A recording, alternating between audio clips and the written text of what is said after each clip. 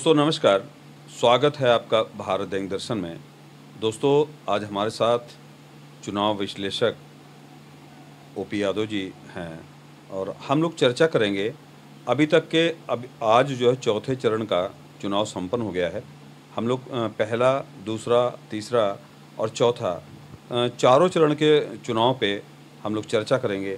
देखते हैं ओपी यादव जी हमारे साथ हैं। जी स्वागत है आपका हमारे चैनल भारत दैनिक दर्शन में। नमस्कार जी, मैं ये जानना चाहता हूँ कि आज तक की क्या कंडीशन है पहले चरण से लेके चौथे चरण तक। चौथे चरण का भी चुनाव संपन्न हो चुका है, तो पहले चरण से आप चुनाव विश्लेषक हैं, तो आप विधिवत दर्शकों को जानकारी दे सकते हैं।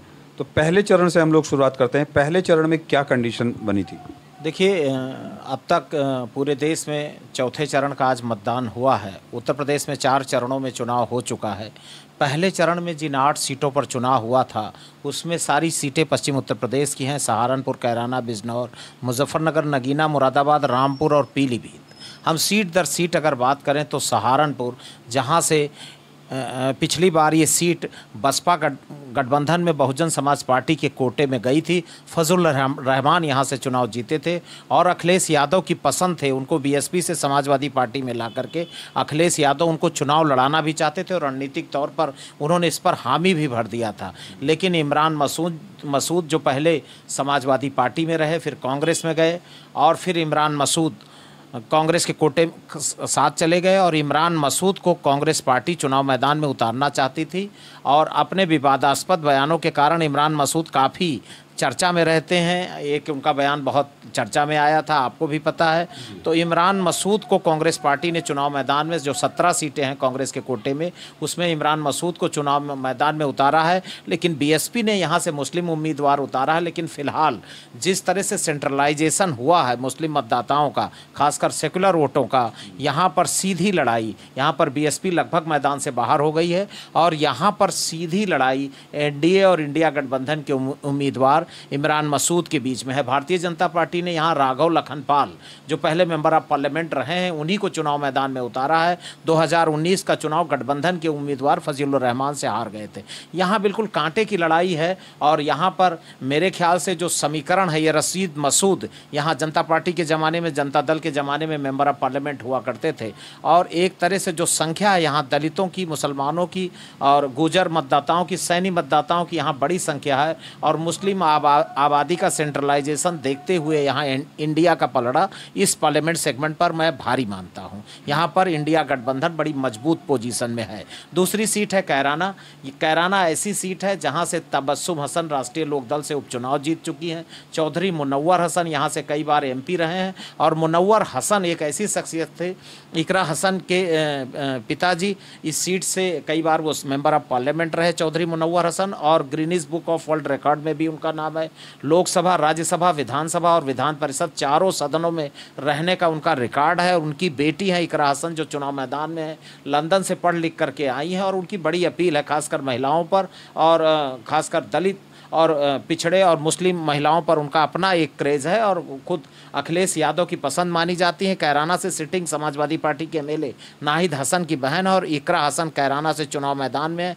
यहाँ पर प्रदीप कुमार, जो पहले गंगोह से भी विधायक रहे हैं, गुजर समुदाय से आते हैं, पहले कांग्रेस से विधायक हुआ करते थे, रशीद मसूद के साथ हुआ करते थे, बाद में वो भारतीय जनता पार्टी के साथ चले गए और गंगोह से भी वो विधायक रहे, नकुड़ से भी विधायक रहे और प्रदीप कुमार को भारतीय जनता पार्टी ने चुनाव मैदान में उतारा है। और इस सीट पर चौधरी हुकुम सिंह, जो गुजर समुदाय के बड़े नेता थे, वो चुनाव लड़ा करते थे। इस सीट पर लड़ाई बिल्कुल कांटे की है, लेकिन संख्या और रणनीतिक वोटिंग के हिसाब से इस सीट पर बीएसपी के उम्मीदवार ने भी भारतीय जनता पार्टी को डेंट लगाने की कोशिश की। इस पूरी पट्टी में क्षत्रियों की जो नाराज़गी है और खासकर त्यागी बिरादरी की नाराज़गी, उसका भी भारतीय जनता पार्टी को खामियाजा उठाना पड़ सकता है। ऐसी पॉलिटिकल पंडितों की एक आम राय है और इस मुद्दे पर लगातार अलग अलग सेगमेंट पर अलग अलग चुनावी निहितार्थ और समीकरण देखे गए। अगली पार्लियामेंट सीट है बिजनौर। बिजनौर से राष्ट्रीय लोक दल के कोटे में है और भारतीय जनता पार्टी की अलायंस में जो चौधरी जयंत को 2 सीटें मिली थी, उसमें एक उनकी परंपरागत बागपत है और दूसरी बिजनौर है, जहां चंदन चौहान एनडीए अलायंस से राष्ट्रीय लोकदल के कोटे से चुनाव मैदान में है। और बिजनौर से बिजनौर से दानिश अली चुनाव मैदान में है। पिछला चुनाव गठबंधन में बीएसपी के कैंडिडेट के रूप में चुनाव जीते थे, इस बार कांग्रेस के टिकट से वो चुनाव मैदान में है और इस सीट पर भी इंडिया गठबंधन का पलड़ा भारी है। बढ़ते हैं मुजफ्फरनगर में पिछला पार्लियामेंट चुनाव जो सपा बसपा राष्ट्रीय लोकदल कंबाइन से चौधरी अजीत सिंह करीब 11,000 मतों से पार्लियामेंट का चुनाव हार गए थे। इस बार जो राष्ट्रीय लोकदल और समाजवादी पार्टी की जो फसाद की जड़ है वो यही मुजफ्फरनगर पार्लियामेंट है। इस मुजफ्फरनगर पार्लियामेंट से चुनाव लड़ रहे समाजवादी पार्टी के उम्मीदवार हरिंदर मलिक जो राज्यसभा में भी रहे और दिग्गज जाट नेताओं में शुमार होते हैं। इस सीट पर अखिलेश यादव हरिंदर मलिक को ही पार्लियामेंट चुनाव लड़ाना चाहते थे और जयंत चौधरी अपने ही सिंबल पर यहाँ प्रत्याशी उतारना चाहते थे। जो अलग होने का दुराव की जो खबरें हैं ये मुजफ्फरनगर पार्लियामेंट है और हरिंदर मलिक के बेटे पंकज मलिक शामली से चरथावल से विधायक हैं समाजवादी पार्टी के। पहले वो बघरा से भी विधायक रहे, शामली से भी विधायक रहे, कांग्रेस पार्टी में रहे और कांग्रेस पार्टी में पश्चिम उत्तर प्रदेश के नेता रहे। मुजफ्फरनगर सीट पर यहाँ पर एक तरह से जाट वर्सेस जाट की लड़ाई में हरिंदर मलिक को फिलहाल राजपूतों का भी समर्थन मिला है, जो राजपूतों की नाराजगी रही है और दिग्गज जाट नेता रहे। ये सीट बिल्कुल कांटे की लड़ाई है, लेकिन इस सीट पर कुछ कहा नहीं जा सकता। भारतीय जनता पार्टी भी चूंकि जाटों की अलग अलग खाप है और अलग अलग परिस्थितियां हैं, इस सीट पर पूरी तरह से मुतमईन होकर के कहा नहीं जा सकता कि ये सीट इंडिया अलायंस के पास जा रही है, एनडीए के खेमे में जाएगी। अगली सीट है नगीना। ये पहली सीट है पहले चरण में जहाँ चतुष्कोणीय लड़ाई हुई है।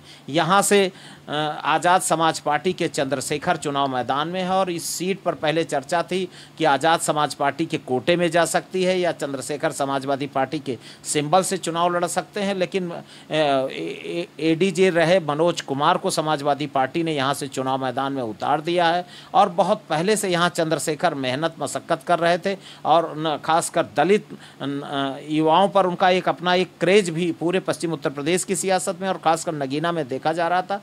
लेकिन यहाँ जिस तरह से और यहाँ पर बसपा में रहे और समाजवादी पार्टी में रहे ओम कुमार जो विधायक रहे हैं, यहाँ पर भारतीय जनता पार्टी के उम्मीदवार हैं, आज़ाद समाज पार्टी से खुद चंद्रशेखर हैं और समाजवादी पार्टी ने यहाँ पर मैंने पहले बताया मनोज कुमार को चुनाव मैदान में उतार दिया है और बीएसपी के उम्मीदवार को मिलाकर के यहाँ पर चतुष्कोणीय लड़ाई है। और इस लड़ाई में भारतीय जनता पार्टी का चूँकि सेकुलर मतों का और खासकर अम्बेडकरवादी मतों की विभाजन की संभावना है, यहाँ भारतीय जनता पार्टी का पलड़ा भारी हो सकता है। यहाँ जो भी लड़ाई होगी सीधे चंद्रशेखर और भारतीय जनता पार्टी के बीच में नज़र आ रही है। अगली सीट है मुरादाबाद पर पिछले पार्लियामेंट के चुनाव में जो समाजवादी पार्टी ने 5 सीटें जीती थी उसमें एक मुरादाबाद भी थी। Doctor ST. हसन पहले मुरादाबाद से मेयर रहे हैं और पार्लियामेंट का चुनाव पिछला जीते थे।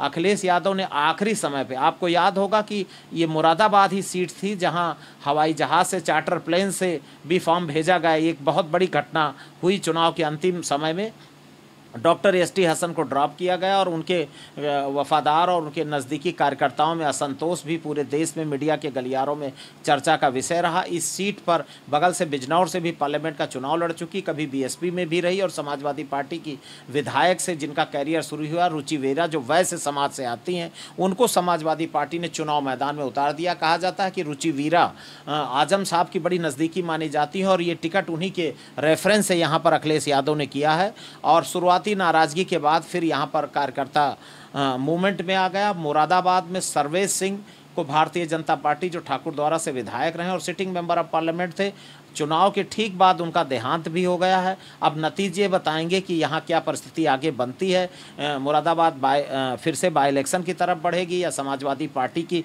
फिलहाल जिस तरह की लड़ाई हुई है वैश्य मतदाता रुचि वीरा के साथ जो डेंट हुआ है भारतीय जनता पार्टी को और मुस्लिम मतों को, यहाँ पर भी बीएसपी ने मुस्लिम उम्मीदवार उतार करके समाजवादी पार्टी के राह में रोड़े डालने की कोशिश किया है। लेकिन अंतिम समय तक पूरी लड़ाई इंडिया और एनडीए के बीच में सिमटती नजर आई। अगली सीट है रामपुर की जो बहुत रोचक ही कहानी है। समाजवादी पार्टी से विधान परिषद रहे प्रत्याशी को जो लोधी समाज से आते हैं उनको भारतीय जनता पार्टी ने चुनाव मैदान में उतारा है। इस सीट पर आजम साहब अपने नज़दीकी व्यक्ति आसिम वकार को चुनाव लड़ाना चाहते थे, आसिम रजा को चुनाव लड़ाना चाहते थे और आखिरी समय पर यहाँ उनका पर्चा निरस्त कराया गया और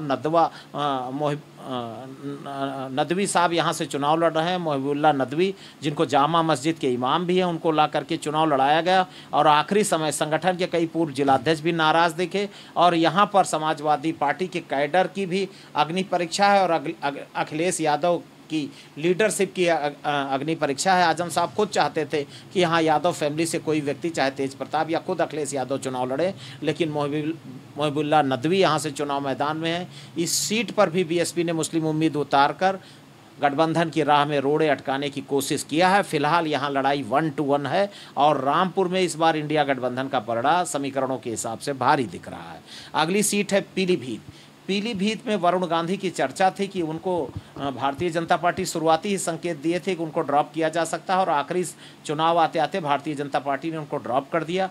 पीलीभीत से चर्चा ये थी कि अखिलेश यादव उनको सिंबल दे सकते हैं, निर्दल वो चुनाव लड़ सकते हैं और इस सीट पर भगवत शरण गंगवार, जो मंत्री रहे हैं अखिलेश यादव की कैबिनेट में, बरेली से जाकर के उनको चुनाव मैदान में उतारा गया। हेमराज वर्मा, जो पिछला पार्लियामेंट का चुनाव लड़े थे, भारतीय जनता पार्टी में चले गए। उन्होंने पर्चा भी खरीदा, लेकिन आखिरी समय भारतीय जनता पार्टी की दबाव की सियासत काम आई, उन्होंने अपना पर्चा विड्रॉ कर लिया। कहा जाता है कि इसके पीछे दिल्ली दरबार से उनके ऊपर दबाव बनाया गया और वो फिर जितिन प्रसाद के चुनाव प्रचार में लग गए।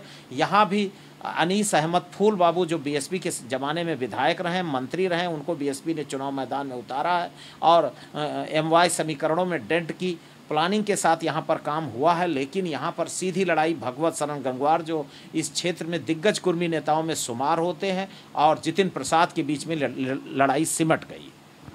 तो दोस्तों, ये आप जो है फर्स्ट राउंड का जो है पहले चरण का चुनाव विश्लेषण ओपी यादव जी द्वारा सुन रहे थे। आपकी राय क्या है? अपनी राय जो है कमेंट के रूप में जरूर दीजिएगा।